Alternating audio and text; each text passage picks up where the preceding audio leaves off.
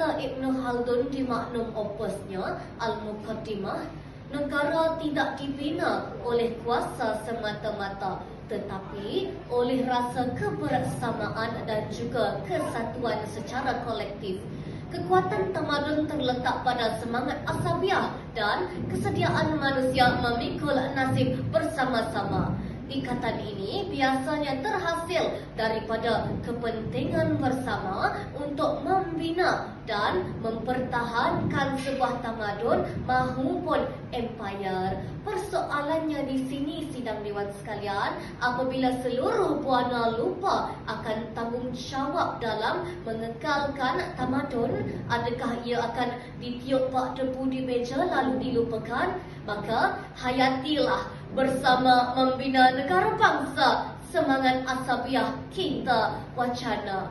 Sidang Dewan, asabiah tidak akan lahir dengan sendirinya ataupun datang secara tiba-tiba. Ia memerlukan suatu asas yang mampu menyatukan manusia yang berbeza latar belakang, budaya dan pegangan hidup. Dalam konteks Malaysia ataupun di dalam konteks secara literal, asas tersebut ialah apa yang kita panggil hari ini sebagai rukun negara. Maka indikator pertama kita pada hari ini iaitu kepercayaan kepada Tuhan. Inilah akar kepada segala kebajikan dan benteng kepada segala kemungkaran yang telah pun dilakukan oleh manusia. Seumpama nahoda yang berpandukan bintang di tengah samudera, demikianlah manusia yang berpegang kepada Tuhan tidak akan mudah hanyut di bawah gelombang hawa nafsu. Daripadanya lahir amanah, daripadanya tumbuh kejujuran dan daripadanya terpancar budi yang menjadi perhiasan bangsa. Hadirin, sesungguhnya krisis terbesar sesebuah bangsa bukanlah apabila ia kehilangan kekayaan mahupun harta, tetapi apabila ia kehilangan pedoman dan juga pegangan yang utuh. Apabila manusia tidak lagi percaya bahawa terdapat sesuatu yang lebih tinggi daripada dirinya sendiri, maka hawa nafsu akan diangkat menjadi hakim, kepentingan diri menjadi undang-undang dan kuasa menjadi ukuran kebenaran.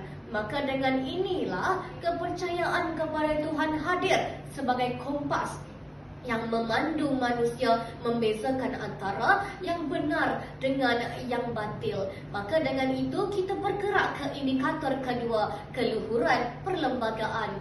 Perlembagaan itulah ibarat tiang seri yang menegakkan mahligai negara.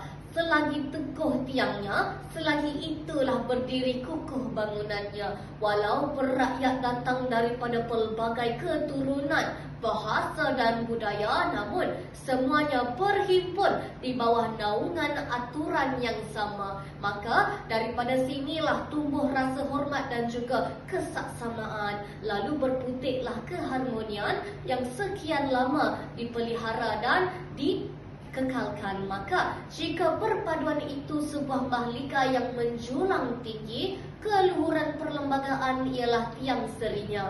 Jika tiang itu dipandang ringan, nescaya retaklah dindingnya dan goyahlah sendinya. Namun jika tiang itu dipelihara dengan penuh hormat, nescaya teguhlah mahligai tersebut menahan badai zaman yang datang silih berganti.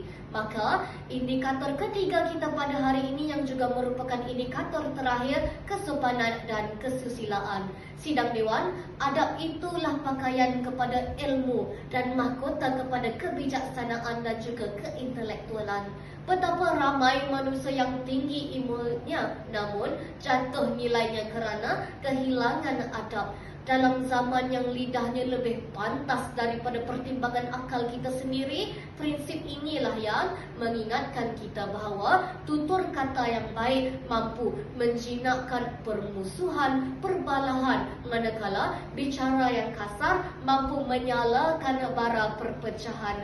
Maka Jika dahulu perpecahan berlaku di jalanan, hari ini perpecahan berlaku di hujung jari sahaja. Media sosial telah menjadikan setiap individu seorang penyampai maklumat walaupun tidak sahih. Malangnya, apa yang telah terjadi pada hari ini turut menjadi sebuah pegangan kepada kita. Fitnah, ujaran kebencian dan sikap ekstrim semakin mudah tersebar kepada seluruh rakyat. Dalam keadaan inilah rukun negara berfungsi sebagai kompas moral yang mengingatkan rakyat tentang nilai yang harus dipertahankan dan juga harus dimakmurkan kepada seluruh rakyat. Hadirin sekalian, kita perlu ingat bahawa rukun negara lahir bukan pada saat negara berada dalam saat keamanan, tetapi ketika negara sedang berhadapan krisis perpaduan.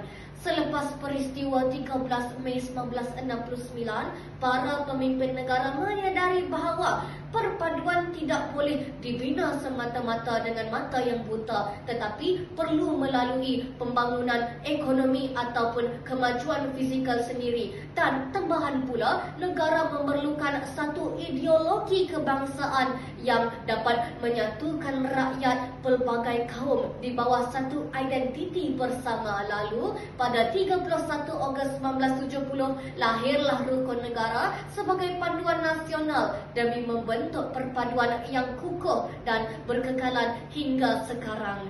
Akhirul kalam, saya ingin mengajak sidang Dewan merenung satu persoalan dan harapnya menjadi buah fikiran kita semua pada hari ini.